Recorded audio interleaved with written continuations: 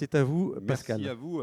Bonjour à tous. Alors c'est vrai que mon nom est un peu plus difficile à prononcer que mon prédécesseur. Gravier, c'était plus simple. Toggenburger, c'est vrai que c'est un peu plus compliqué.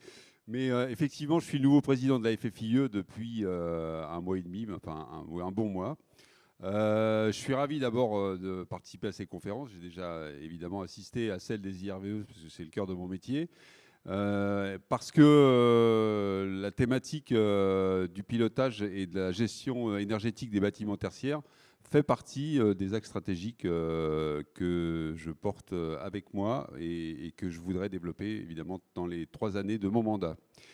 D'abord, vous présenter, pour ceux qui ne connaissent pas la FFIE, les grands chiffres clés de notre syndicat. D'abord, un syndicat présent partout en France, évidemment, dans les capillaires des départements, de nombreux adhérents, 7300 adhérents aujourd'hui. Donc on est en constante augmentation, puisqu'il y a 2 ans, on était, ou 2 ans et demi, on n'était encore que 5500. Donc on a une très grande progression du fait peut-être de l'attractivité des prestations qu'on peut offrir à l'ensemble de nos membres. 130 000 personnes sur le terrain, donc 50% de la population active des électriciens, et qui pèse globalement 17 milliards d'euros de chiffre d'affaires. Donc c'est énorme et on voit bien l'importance de la FFIE en fait, dans le développement auprès de nos acteurs de nouvelles activités telles que le pilotage énergétique des bâtiments tertiaires. Voilà, donc je vais passer rapidement donc à notre pourquoi aujourd'hui on participe à cette thématique. D'abord parce que mieux que quiconque, mieux qu'un électricien intégrateur dans son et gestionnaire du bâtiment est en capacité évidemment à gérer l'intégralité des productions, mais aussi des consommations au sein même du bâtiment. Et je dirais que depuis février, ça a pris tout son sens avec une énergie qui vaut de l'or et qui va certainement encore augmenter. L'énergéticien est garant et l'intégrateur est garant finalement de la consommation et de la production dans le bâtiment. Voilà, par rapport à des entrants ou des startups qui viendraient dans notre activité, bon, qu'on accepte volontiers s'ils sont professionnels. Nous, on a la vision globale de l'énergie au sein du bâtiment et on peut évidemment à même au mieux conseiller nos clients sur des choix énergétiques et des solutions de gestion et de contrôle des énergies au sein même des bureaux ou des logements. Voilà, donc on ne sait pas où on va. On sait qu'on sera peut-être coupé d'ailleurs en janvier pendant quelques heures parce qu'il va manquer 5 TWh d'énergie et qu'on va être obligé évidemment de faire des choix et de piloter parce que les factures énergétiques explosent, piloter au mieux en fait l'ensemble des bâtiments. Voilà, évidemment, c'est une thématique qu'on n'a pas pris au pied levé depuis février. Ça fait des années qu'on pense à la digitalisation de l'énergie, au contrôle. On a des produits, évidemment, et des solutions et des services à apporter à l'ensemble de nos clients. Mais aujourd'hui, ça a pris tout son sens et ça s'accélère.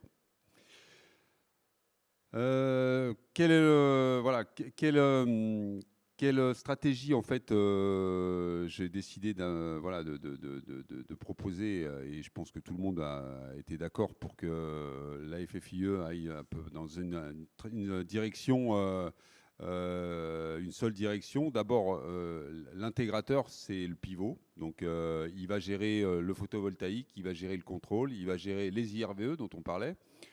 Qui sont des nouvelles sources consommatrices électriques dans un bâtiment. Certaines s'effacent, d'autres arrivent. Voilà, ce qu'on utilisait des lampes à incandescence il y a encore 10 ans, elles ont disparu au profit des LED. Donc on a fait des économies de kilowatts d'un côté et d'autres de l'autre. Il y a des nouveaux usages qu'il faut rapprocher au bâtiment et gérer. Les fabricants, évidemment, alors il y a différents niveaux d'intégration. D'abord, Pour les entreprises, en large majorité, c'est d'utiliser les services de fabricants qui développent des nouveaux produits de contrôle et de mesure. Évidemment, à travers la distribution, je m'adresse un peu à Rexel qui est là. Voilà, je ne fais pas de pub, mais on a besoin aussi évidemment des distributeurs qui sont peut-être aussi parfois nos premiers contacts avant le fabricant. Promouvoir aussi des solutions de pilotage pour répondre aux nouvelles obligations environnementales. Nos intégrateurs sont en capacité pour certains évidemment à développer eux-mêmes leur soft ou se grouper pour développer des solutions qui répondent à des demandes spécifiques ou des demandes qu'ils vont poncer et donc vendre et distribuer sur un portefeuille de clients de proximité. Voilà. Intégrer des nouvelles activités digitales, ça on le fait depuis des années. Moi, je vous donne juste un exemple. Voilà, avant-hier, voilà, une personne installe un convecteur électrique chez elle, dans son foyer. Et évidemment, les convecteurs électriques, maintenant, ils ont une facette avec un cristaux liquide qu'il faut intégrer à la box. Parce qu'aujourd'hui, on n'achète plus de convecteurs qui ne soient pas connectés. Et donc, il y a une nécessité à tous les niveaux, même pour l'artisan, de trouver, de s'intégrer dans un monde digital, parce qu'aujourd'hui, nos clients demandent du pilotage, même à plus bas niveau, et c'est bien qu'on puisse en même temps former nos entreprises à ces technologies. Alors, je voudrais vous rappeler voilà, qu'on produit des guides et des guides de qualité. Alors, donc, je voulais notamment vous parler de la gestion intelligente de l'énergie. Donc, c'est un guide récent que le groupe technique et la FFIE a fait paraître. Alors, je pensais avoir le détail, mais non. Mais vous pourrez. Je pense que Philippe, qui est mon successeur, Philippe Bonny, délégué régional Aura, va vous en parler. Voilà, dans le détail, je vais te passer la main, mon cher Philippe, pour. Voilà, on peut applaudir Pascal. Merci Pascal pour cette ouverture. Donc Philippe Bonny, voilà, vous pouvez rester, vous avez des micros, vous pouvez rester sur la scène. Vous avez la Zapette, délégué régional Aura, animateur du groupe de travail Énergie FFIE, va nous faire la présentation effectivement des approches économiques et techniques du décret tertiaire. Merci beaucoup, merci Pascal pour l'introduction. Bonjour à tous, alors bonjour à ceux qui ont pu se déplacer, qui sont dans cette salle, et puis surtout bonjour à nos partenaires et à nos amis nombreux, j'espère, qui nous regardent devant l'écran. Effectivement, aujourd'hui, on continue et on conclut le cycle de cette année 2022 sur la gestion technique du bâtiment, et on va rentrer un petit peu plus dans le détail du guide qui vous a déjà été présenté au fil des 3 conférences précédentes en fonction des thématiques et de la fiche adéquate. Ce guide que l'on a commencé à élaborer bien avant les événements récents, qui le mettent d'autant plus d'actualité et qui le rendent d'autant plus efficient, puisque les premières fiches sont sorties de mémoire en 2020 ou fin 2020, donc on était bien dans le rythme. Aujourd'hui, on va vous parler donc de la gestion technique du bâtiment et de l'optimisation avec comme support principal, thème de la table ronde suivante, les décrets, donc le décret tertiaire et le décret BAX, qui sont un peu les fers de lance et le fil rouge de cette réflexion appliquée au bâtiment. L'origine, la loi Elan. La loi Elan qui rend obligatoire la prise en compte des performances des bâtiments, la prise en compte de la partie énergétique du bâtiment, et c'est là où peut-être le décret prend aujourd'hui toute sa valeur. Non seulement elle demande la prise en compte, mais en plus elle impose de trouver des solutions, d'y apporter des remèdes avec une amélioration de performance notable, mesurable et dans les années à venir pénalisable. Donc on parle d'économie, on parle d'énergie. On parle aussi, et pour mémoire, vous le retrouverez dans la fiche, de ratio. Je cherche la bonne fiche, je n'ai pas l'habitude des APET, je suis désolé. Puisque les ratios, je ne les trouve pas, je vais vous les rappeler. 2030, c'est moins 40% sur sa performance énergétique. 2040, moins 50, et en 2050, moins 60, ce qui est absolument phénoménal. Et on parle de moins 60 par rapport à une année qui aura été choisie et qui aura été présentée comme année référence, année au choix du propriétaire ou de l'utilisateur du bâtiment, qui aura été choisie sur les factures énergétiques, et donc les consommations énergétiques du bâtiment entre les années 2010 et 2019. Donc pour ne pas tenir compte, bien entendu, de ce qui s'est passé pendant le Covid et pendant les périodes un peu perturbées, économiques un peu perturbées qu'on a tous vécues malheureusement. Voilà, donc des objectifs très ambitieux qui concerneront tous les bâtiments de plus de 1000 m² et une pénalisation en 2030 pour les gens qui seront pas, enfin qui commenceront en 2030 pour les gens qui ne seront pas rentrés dans le deal. L'idée étant de déclarer sur la plateforme gouvernementale Opérat les performances de l'année référence, et ensuite d'incrémenter et de renseigner cette plateforme pour qu'on puisse vous suivre, vous pister, une fois de plus, puisque en France, on est quand même pisté un peu partout. Je ne ferai pas de commentaires sur la plateforme Opéra et les difficultés qu'on rencontre tous pour remplir et justement valider ces informations. Votre intégrateur électricien, parce que c'est comme ça qu'on dit depuis quelques années, Président, est là aussi pour vous aider, vous conseiller, les adhérents des fédérations et vos circuits propres de conseils peuvent vous donner. Voilà. Donc la fiche numéro 6 que vous avez pu apercevoir, que vous pouvez retrouver, détaille tout ça à destination de nos adhérents. Ça se veut des outils qui sont pratiques, des outils qui sont un petit peu didactiques, des guides, pour que l'on puisse,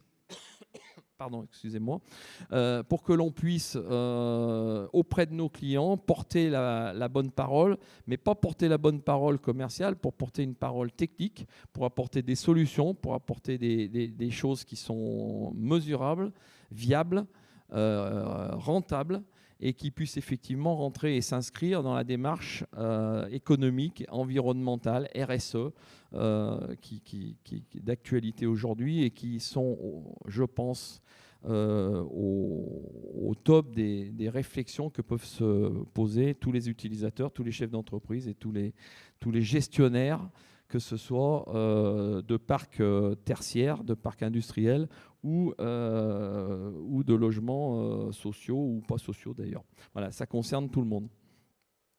Deuxième, alors là oui, vous avez, pour rappel, mais on ne va pas y revenir, c'est l'ensemble de ce qui a été produit autour de ça, puisqu'on a traité, avant de traiter de l'approche économique, on a traité un certain nombre de solutions.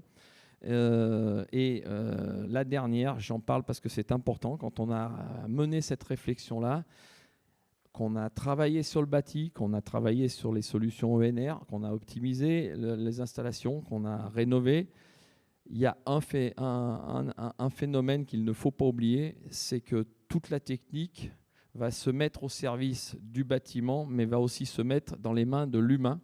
Et la dernière fiche en préparation, qui sera la numéro 8 et qui sortira pour notre groupe de travail que j'ai l'honneur de conduire, en mars normalement, mais on essaie de tenir nos objectifs, traitera de l'accompagnement que vous pouvez en faire pour, j'allais dire, former, éduquer, modifier les réflexes du personnel, des utilisateurs, de l'homme, de la femme, du collaborateur à l'entreprise, mais aussi parce que c'est absolument duplicable au quotidien chez vous, pour vos enfants, pour apprendre à gérer l'énergie, pour apprendre à gérer, à optimiser, à économiser le moindre kilowattheure qui aujourd'hui va devenir une ressource rare, à l'image des métaux rares que l'on trouve dans nos smartphones par exemple. Bon, on est confronté à quelque chose qui devient quelque chose de rare, c'est l'énergie. Voilà, donc on travaille et on réfléchit sur l'humain.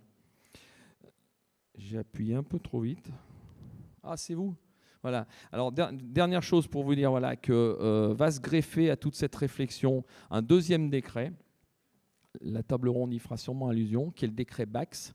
À partir du moment où on sera passé dans les mains de l'optimisation et du décret tertiaire, on aura mis en place les outils pour gérer, pour contrôler, pour rendre compte, pour fiabiliser. On a la deuxième couche, parce qu'en France, on est aussi les rois de la réglementation. La deuxième couche qui va traiter des puissances installées. Et là, il va falloir travailler sur le dimensionnement de ces installations et les contrôler par une GTB, par des systèmes qui pourront rendre compte, qui pourront remonter des informations. Et ça, effectivement, encore dans un but de performance, mais dans un but de contrôle par une autorité que l'on n'a peut-être pas encore identifiée, mais qui sera sûrement pas loin derrière tous ces systèmes pour venir pénaliser ou en tous les cas taxer les gros consommateurs et les gens qui n'auront pas joué le jeu. Voilà, donc la FFIE, un réseau, comme l'a dit notre président, d'intégrateurs qui couvre le territoire national et qui se veut conseil, qui se veut partenaire de tous ses clients pour essayer de réfléchir sur ces thématiques-là. Voilà. Et on avait mis une petite phrase pour conclure, consommer moins mais mieux grâce à l'intégration des systèmes de la gestion et de l'énergie.